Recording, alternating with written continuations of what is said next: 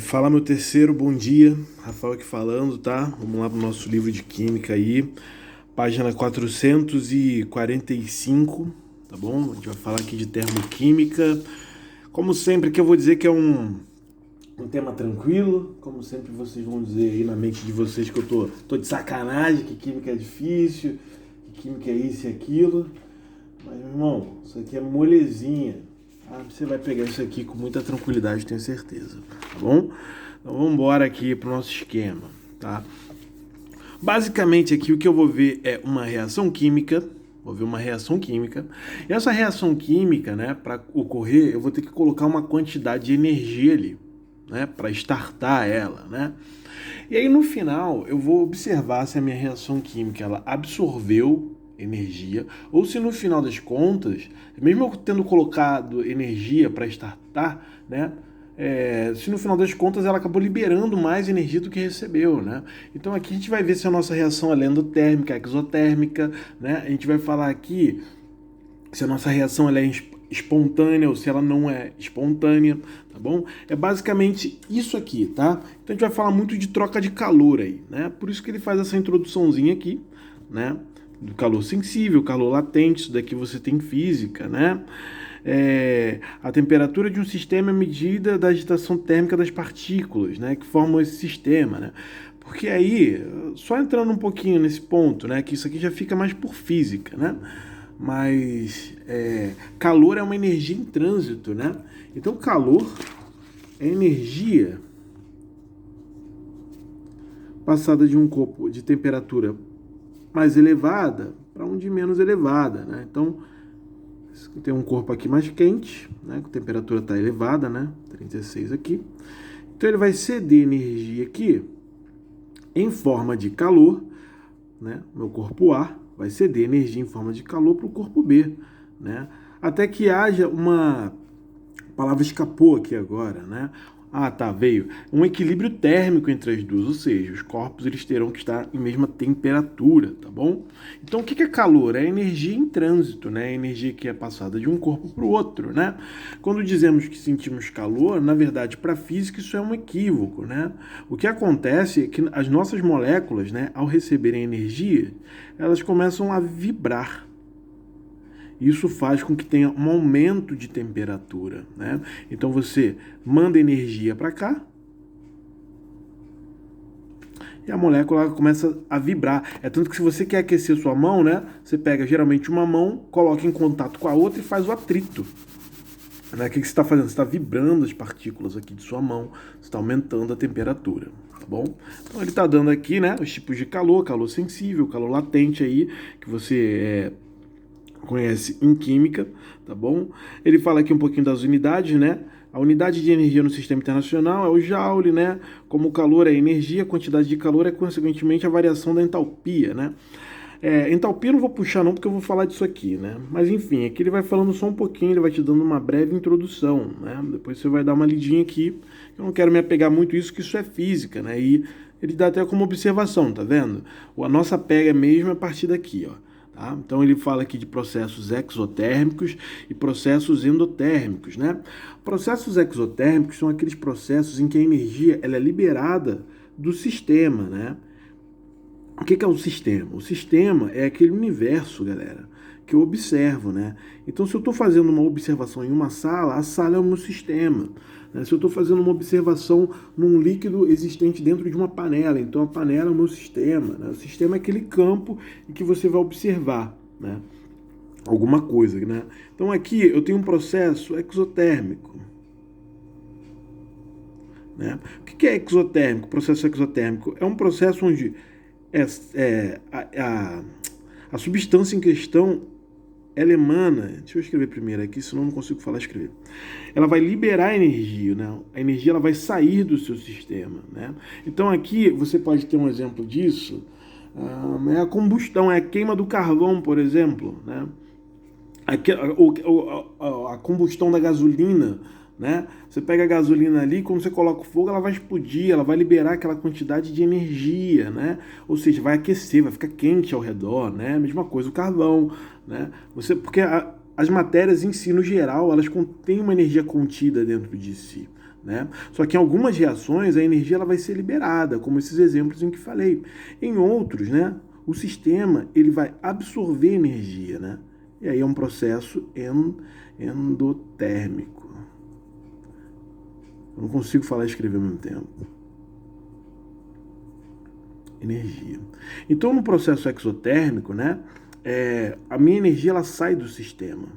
Então, esse meu sistema aqui ele vai ficar negativo, porque ele vai perder energia, né? Então, minha energia está aqui, ela está zarpando daqui. Enquanto esse cara aqui está colocando energia aqui, ou seja, a minha energia, né, interna do meu sistema ela vai aumentar, ela vai ser diferente de zero, tá bom? Um outro processo exotérmico legal aí, né, eu falei da combustão, né?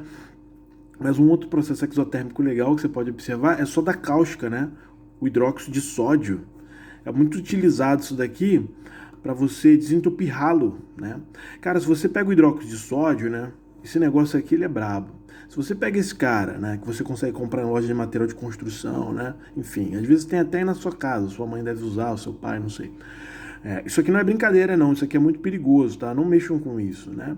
Mas se você pegar isso aqui e colocar em água de temperatura ambiente, pegou uma água da torneira e colocou hidróxido de sódio, a água ela vai aquecer, porque vai ter uma reação exotérmica, né? E aí o que o pessoal faz? Aquece ainda mais, pega uma água quente e coloca esse cara para aquecer ainda mais. E assim quando você joga no ralo, ele consegue solubilizar a gordura que pode estar entupindo ali, né? Tá? Então isso aqui são exemplos de reações exotérmicas, tá bom? Então aqui, ó, processo exotérmico, liberação de calor, né? Energia, né? Então aqui, né, vai ser negativo, né? Tá bom? Ele vai ser negativo. Esse calor liberado aqui ele está dando positivo porque ele só está mostrando para você a quantidade de calor que está saindo, né? Mas o que vai acontecer é que a gente vai ter que observar o sistema. Se o meu sistema ele perde essa quantidade de calor, ok. Aqui fora eu vou dizer que eu tenho 2.000 kJ, né? Que é a unidade que a gente vai usar para calor, tá bom? Muitas vezes. Ou seja, né, é positivo, né? Ou seja, esse meu sistema ele perdeu essa quantidade, né? Então o meu sistema, eu vou dizer aqui que ΔH vai ser menor que zero, né? ΔH que é a variação da entalpia que eu vou ver. Aqui, vamos supor, aqui ele deu algum valor específico? Aqui ele está falando, ó, que ele recebeu mais 491,5 kJ, ou seja, eu coloquei essa quantidade de energia aqui. Então, quando eu for fazer aí a minha entalpia, eu vou dizer que ΔH é maior que zero, porque ele recebeu essa quantidade aqui, enquanto aqui na exotérmica, essa quantidade de 2.000 kJ saiu do sistema, né, se deixando o sistema negativo, tá bom? Aqui, o mais importante, né, que ele quer evidenciar para você, é que é o seguinte, ó, você tem esse nosso camarada aqui, né? Ele junto com o oxigênio aqui, ou seja, foi um processo de combustão, ele produziu CO2, ele produziu água e ele liberou essa quantidade de energia, né? Antes da setinha eu tenho produtos, depois da setinha, antes da setinha eu tenho reagente, depois da setinha eu tenho produtos. Ou seja, tudo isso aqui depois da setinha foi formado, então ele formou CO2, ele formou H2O, ele formou uma quantidade de energia aí, né? Enquanto no processo endotérmico, né, os meus reagentes, né, que estão antes da seta são óxido de ferro 3, o carbono aqui e mais uma quantidade de energia, ou seja, foi injetado aqui essa quantidade de energia. E aí, para poder formar esse produto aqui, que é ferro sólido e monóxido de carbono, tá bom? Então, exotérmico, liberação de energia. Meu sistema fica negativo. Endotérmico, absorção de energia, né? O meu sistema ele fica positivo, né? Esse endotérmico aqui ele ficaria gelado ao redor, né? Porque na verdade essa energia que ele retira é energia ao redor.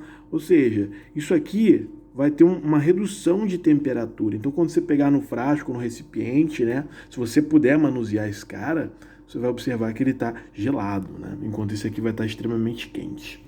Ou não, extremamente quente não, né? Dependendo da reação, mas ele vai aquecer com certeza, tá bom? E aí aqui eu tenho a entalpia, né? A entalpia é quando você faz o cálculo dessa quantidade de energia perdida ou recebida, né? Então como é que você vai calcular aqui a entalpia? Ó, a variação de entalpia, né? A variação de energia, né? Que foi reposta ou... Foi reposta não, reposta é um termo equivocado da minha parte, né? A quantidade de energia que foi absorvida ou liberada, né?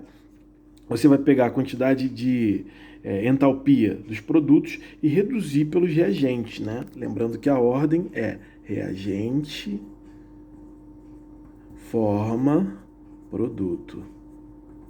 Tá? Então você vai pegar a entalpia desse cara e vai subtrair por entalpia desse. Você vai ter uma variação de entalpia, né? Porque a sua reação ela pode ter ou liberado ou absorvido energia. Você tem que ver aí, você tem que fazer a continha, né? E aí você vai fazer isso aqui, ó, HP de produto menos HR, né? Tá bom?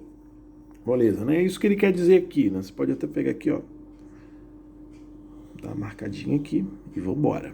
Então aqui ele vai dizer, ó, processo endotérmico, fusão, vaporização, sublimação, né? Processo exotérmico, solidificação, liquefação, ressublimação e assim por diante, beleza? Mas não se apega muito a isso não, ó. Importante aqui, ó, análise do gráfico, tá? Ó, aqui eu vou ter a quantidade de energia. O que você vai observar? Que a energia caiu. Energia caiu, o processo é exotérmico, porque eu estou olhando no meu sistema. A energia interna do meu sistema reduziu. Se a energia interna do meu sistema reduziu, é porque a energia saiu. Se a energia saiu, processo exotérmico, né? E ele ainda colocou aqui para você, ó, tá vendo? Ó, entalpia dos reagentes é maior que a dos produtos, tá bom? Por quê? Porque nos produtos foi perdido aquilo ali, tá?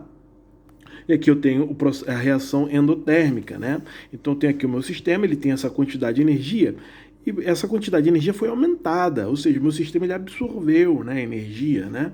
Então tinha uma quantidade de energia aqui dentro e coloquei mais uma quantidade, o processo vai ser endotérmico, tá bom? Então aqui no gráfico tem como você ver, né, se a reação ela é exotérmica ou se ela é endotérmica. Lembra sempre que você está observando um sistema. Ó. Pô, meu sistema aqui, né, eu tinha essa quantidade de energia que foi reduzida, então a energia saiu do sistema. Né? Olha o meu ΔH aqui, ó, vai ser menor que zero. Reação exotérmica, porque eu tive uma redução de energia dentro do meu sistema. Reação endotérmica, ΔH maior que zero. Por quê? Porque eu tinha uma quantidade de energia no meu sistema, essa energia ela aumentou. Ou seja, eu tive um aumento de energia aqui, tá bom? Reação endotérmica. Né? A entropia aqui, a entropia ela está relacionada à organização, né? Das moléculas que estão contidas no meu sistema, tá bom? Então, quanto mais sólido, galera, mais organizado o negócio tá bom?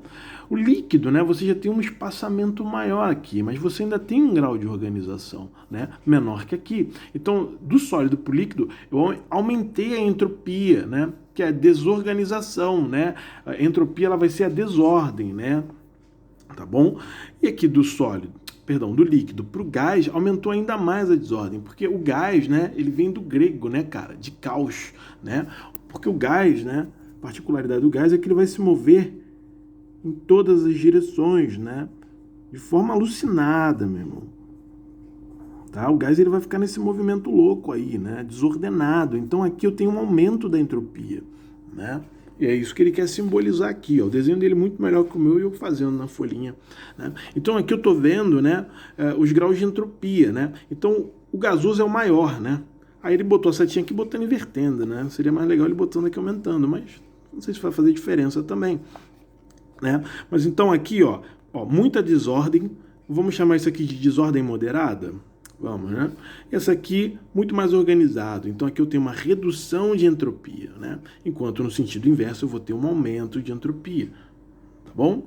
E aqui na minha energia livre de Gibbs, né, eu vou conseguir prever se a minha reação ela é espontânea, não espontânea, se a reação está em equilíbrio, né? O que você precisa para ver isso daí, né? Você precisa da variação de entalpia, a temperatura aqui, né, a qual o seu sistema está submetido, tá? E a variação da entropia, né? Acabei nem falando disso aqui, né? A variação da entropia, né, vai ser o quê? A entropia dos produtos menos a entropia dos reagentes.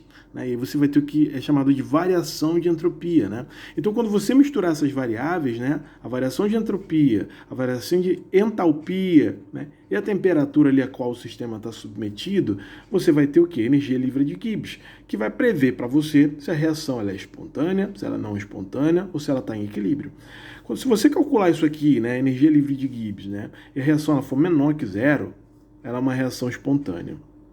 Se ela for maior que zero, a reação ela não é espontânea, né? Ou seja, eu preciso induzir, né? Ela não vai ocorrer ali de forma natural, né? É isso, né? E aqui, né, se for igual a zero, a reação está em equilíbrio, beleza? Então eu cheguei ali ao equilíbrio da minha reação, tranquilo?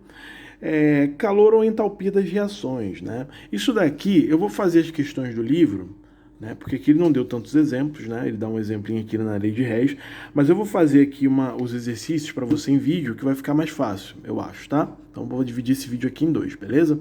Então aqui, ó, eu já vou direto aqui para a lei de Hess, tá bom? Porque eu quero ver se a minha reação é endotérmica ou exotérmica, né? Já vou até fechar meio que a aula por aqui um pouquinho, porque já vou vir com as questões para você ver. O que eu quero chamar a atenção para você é essa tabelinha aqui, ó. Porque o que vai acontecer, né? Eu tenho aqui reagentes geram produtos. E eu quero fazer o cálculo de entalpia, né? Que vai ser a entalpia dos reagentes menos a entalpia dos produtos. Então eu vou ter que pegar e invertir, tá? É produtos aqui. E aqui é reagente, tá? É esse menos esse, tá bom? Corrige aí. Então tem que ver quanto que variou aqui e quanto que variou aqui. O que eu vou precisar para ver isso, né? Vou precisar de uma reação química. E aí eu vou ver os meus ligantes, né? Então, por exemplo, se eu tiver aqui, sei lá, gás hidrogênio, né? O que é um gás hidrogênio? É hidrogênio ligado a hidrogênio. E isso aqui, essa quebra de ligação aqui, ó, eu tenho um valor aqui, tá vendo? Tabelado, isso é tabelado, você não tem que decorar não. Né? A questão ela vai dar para você, ó. Então tá falando que é 436, ó. Então essa quebra aqui 436, né? No caso ali, kJ por mol. Ou seja, um mol, você precisa de 436 kJ de energia para quebrar essa parada, beleza? O que eu quero chamar a atenção aqui de vocês, que o livro de vocês ele não aborda, é, por exemplo, se eu tiver uma molécula de metano, que é um CH4, né? Aí, quer dizer, eu estou vendo relação entre carbono e hidrogênio, ó. Cada carbono e hidrogênio, para quebrar, deixa eu achar ele aqui, ó, é 413,4. 413,4, né? Nem a questão do livro de vocês abordou isso, mas eu quero chamar a atenção porque isso é importante, né? Caso você tenha que fazer aí uma questãozinha assim, vestibular, enfim, né? Então, olha só, uma carbono e hidrogênio, já vou jogar aqui para não ficar jogando pro livro, 413,4. Não vou botar o quilojoule por mol porque não vai dar, mas é quilojoule por mol isso aqui, tá? Então, uma ligação dessa aqui, carbono e hidrogênio, eu preciso dessa quantidade de energia para quebrar. Só que o CH4, olha quantas ligações eu tenho, ó. 1, 2, 3, 4. Meu irmão, são 4 vezes isso aqui. Então, quando você for calcular isso, tem que ser isso. Tá bom? E você vai ter que sempre obedecer o sinal, né? Se aqui for negativo, aí tu vai meter um parênteses aqui, né? Pra não ficar tão bagunçadão. Tiro daqui e desenrola 4 vezes, cara. Porque você tem 4 ligações dessa, tá? É diferente que se você botar, por exemplo, um O2, né? Então aqui, deixa eu ver, nem ver se ele dava, mas ele dá, ó. O2, o valor da ligação é essa, né? Pô, mas se você tiver 2 mols de O2, então é isso aqui vezes 2. Entendeu? Se você tiver 2 vezes aquilo ali, ó, vamos fazer aqui, ó. Uma é 468,6, né? Uma ligação para quebrar isso aqui. Mas se por uma... Ou seja, é isso aqui, ó, tá? Agora, se eu tiver 2 mols desse cara, pô, vai ter que multiplicar isso aqui por 2. Tá bom? Então é isso, eu vou voltar com outro videozinho aqui, desenrolando as questões, que eu acho que vai ficar muito mais fácil de evidenciar, tá bom? Então segura aí, já já tô de volta.